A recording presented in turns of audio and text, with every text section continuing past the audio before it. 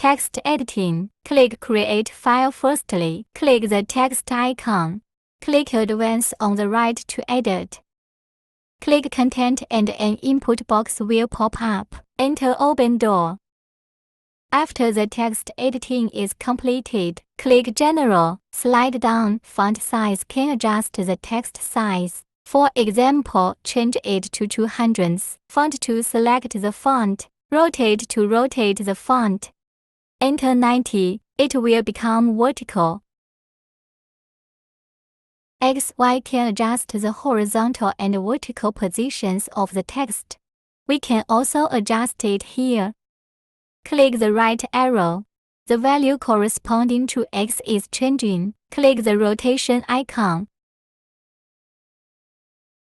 The value corresponding to rotate on the right is also changing. Click the zoom icon.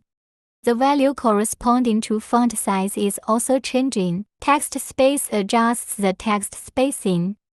Below are the bold, italic, and underline icons. The following is the overall font width and height options.